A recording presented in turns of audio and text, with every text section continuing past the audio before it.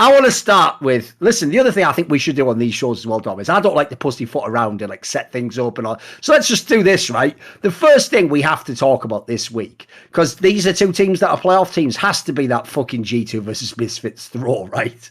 We have to start there, Dom. It's an LEC weekly review show. Like, this is one of the most egregious games you'll ever see. Like, I will say one piece of context that wasn't added, I noticed, when anyone was, because, you know, people were trying to do the historical context of, like, you know, what are the greatest comebacks of all time from, like, Gold Lead in Europe and so. I noticed one detail they didn't add was this, right? Right, not only is Vethio playing a super strong fucking assassin, but he has a Yuumi. Like, they didn't used to be Yuumi back in the day. Guess what? If we'd have had the Yuumi on some of the mega carries in, like, season 4 or whatever, we might have had some of these comebacks as well. Like, I will say, it was a mad game, but fucking hell. If of all the times we built up the Vethio storyline, like, it looked pretty fucking good. You see why we would say that now? He actually is just Neo in the Matrix, boys. He can just do anything. Yeah, I think that was exactly what Vethio needed to like guarantee MVP. Guarantees went off that totally, absolutely. I don't think there's anyone else you can give it to. Like, which other player? Like, you don't even have to talk about who's the best player. Which you could also argue that Vethio is looking like potentially the best player in all of LEC. Absolutely. But if you have a strict MVP conversation, who's the most valuable to their team? Has to be Vethio. There's no one else who you remove from their team, and it's like, oh, you go from being what, a third place team to being a 7th or an 8th place team just off of one player change on your roster, provided you're not getting somebody who's like super mega to replace them. So I think that's really nice as well. But from circumstance, that is the biggest throw I've ever seen. I've never seen a team that ahead in terms of like, not gold, because people always talk about gold, but it's like, if you have a 23k gold lead at like 30 minutes into the game or 40 minutes into the game, that to me is not as big as a 13k gold lead at 17 minutes with 2 inhibs down, and you have like Baron spawning. Like, this game was literally as over as possible. But yeah, I mean, it's not only Yuumi, it's not only Akali, it's also Zeri being in the game. Like, this champion is extremely absurd if you give it room to work. And yeah, I mean, I think that's one that G2 players will probably remember forever. What do you think on that then, on the Zeri topic then? What do you, like, here's the question I have for you basically. What should like an out of control Zeri game look like? Because so far, I've seen a bunch of teams have like embarrassing losses where they let it through on draft, which if you read the interviews with these players, they imply that they think, you know, they thought it was like you could handle it or you could control it or it's not that big a deal or have won scrims against it. So what do you think, what sort of what are they envisioning that isn't happening in these games? Because I've seen some games where it looks busted as fuck. Yeah, I mean, it definitely looks busted a lot of the time when you see Zeri. I think that the main problem is when a team doesn't have enough CC to actually lock the Zeri down. I think that's like, I think Zeri's the type of champion you just need to point and click, press a button, and have this guy just like be unable to play the game. Which they had from, I believe, the Nautilus in this game. But actually, no, never mind. They had a Pike, which is like, yeah, that's not a Nautilus. So Nautilus was actually banned, and then they ended up going with a Pike. So I feel like there's just a lot of issues when you run into a team comp where you have like a Pike on your team, you have a Tryndamere on your team, you have all these champions that aren't able to just lock down the Zeri, and then Zeri is just enhanced by Yuumi. And the thing that pairs so well, the reason why Zeri and Yuumi is such a good combo, is that Zeri's ultimate requires you to keep on hitting them to like go to extend the fight, but the Yuumi speed up, the zoomies is actually just too fucking broken. Like, the E ability is too fucking broken for a Zeri, because you can space in a way where you can go so far back, but then still always be in the fight. Like, it's a perfect combo late game.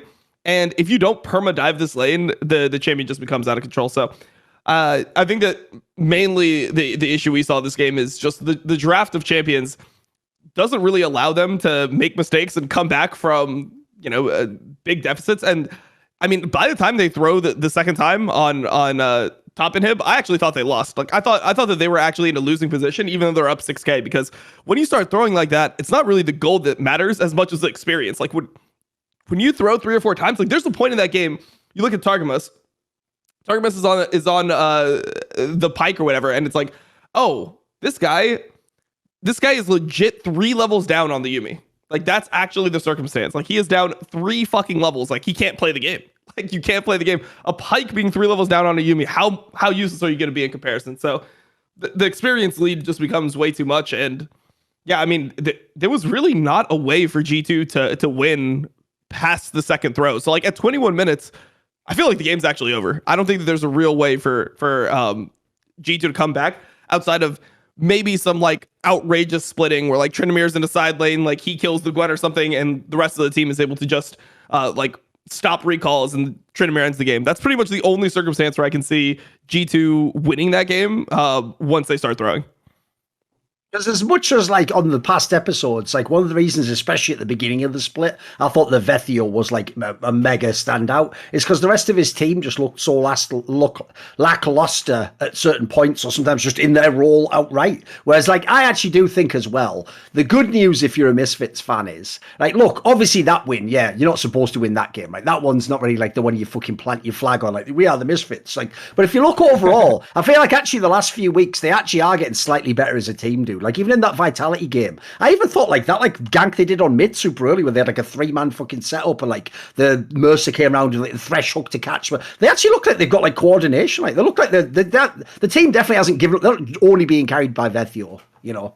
Yeah, I mean I think they're not only being carried by Vethio, but to me it's like you have Vethio and then you have Neon and then everyone else it just can be a huge liability. I think one of the issues is that teams are just going to start banning out Schlatten consistently. Like teams are just going to stop giving him Lee Sin because he's playing like the champion way too much. I mean, I don't know how many games it's been, but feels like it's got to be at least around like 7 so far. Like maybe half of his games are on Lee Sin. Something ridiculous like that. I'll look it up after this. But like Bursa obviously has some really weird games. It's more understandable for him as a rookie. I feel like here it is the big question mark for me because he's getting shit on quite a bit. Like very often this guy is just inting trades and he's suddenly just like getting solo killed left and right. You have these games where top lane is a massive gap that I don't think you're going to be able to come back from in playoffs. It doesn't look like they play around it much though, right? They definitely don't. They kind of rely on him to sort of survive, right? Sure. But I think that it's more that like he doesn't really know like when he needs help or like which situations are going to end up being poor. It feels like people just kind of play the lane against him and he'll just take like in trades and yeah, I mean suddenly his wave will be fucked. No one will be coming to help him. It doesn't look like he knows he's about to die the same way other players like know when aggression is going to come. So I think that's probably the most confusing part about Misfits right now. I think that top side top lane specifically, I think is a pretty big liability. I think it's going to be really hard when people prepare for Misfits and they know like going into it, it's like, okay, get Neon off Jinx, get Schlatten off Lee Sin, like make sure they were not giving Vethio one of these mega counter picks. Like maybe we pick mid later in the draft and we ban out some mid laners 4 or 5 that would be really good into like these easy blindable mids that, you know, most of the mid laners that are going to be in playoffs you'd expect could play, like things like Orianna. I think it's going to be really difficult for Vethio to just 1v9 carry. Like here it will have to step up. He actually needs to be a threat in the top lane, which he really hasn't been. I mean, when I'm thinking about this whole split, he had that game where he kind of shit on Armut, but then like Armut stopped even being Armut. Now he's had a lot of dodgy games himself. Yeah. Yeah. So then it's like, I don't really even know how to come down on here. Like, I don't think that he's in the same class as the rest of the top laners that are going to be going to playoffs. No, in the playoffs, I still haven't changed the position. I don't think, unfortunately, like I put it this way, with how all the teams that are playoff teams now are playing, dude, even with like XL, for example, like I don't think there's actually a team Misfits will beat in a best of X series, dude. I'm not hating even to say it. I think over a whole best of 5 series, like, it's going to have a hard time. Yeah, I mean, I think like, you think there's anyone out of the teams that are in the playoffs? Who would you give them a chance against? XL. I mean, XL is definitely the one that if they get into a good playoff match, which they could. I mean, right now, what they're third. Not impossible, yeah. If they're third, Vitality wins a couple games, XL ends up being 6th. Something like that, assuming that the playoff bracket is still like top 2 gets a bye. I could definitely see them beating XL. But outside of them, like, I mean, maybe they could beat Vitality. Like, Vitality doesn't look super convincing. I would just assume that Vitality like would be able to get their shit together. And also Vitality, I think the questionable thing for me here is that Vitality, I think, is 2-0 up on Misfits in the season series. It seems like Vitality actually plays pretty well into Misfits, which, I mean, there's normally just teams that just match up poorly into other teams, and I think just the way that Vethio plays, I don't think he's going to be able to just abuse perks. Like he doesn't really make perks useless in these games. Exactly. I mean, he had some good early laning, but I mean, as soon as perks started like playing the map with TF, I mean, it looked like, oh, it's just a TF. You can't really do anything to it. It's just unleashed. So I think that's a matchup that on paper is winnable, but when you start like looking at how the teams have interacted, it's not looked good for Misfits so far. Want to see more cool, funny, interesting clips based on topics from my content? Well, subscribe to this channel then, or, be a pleb and don't.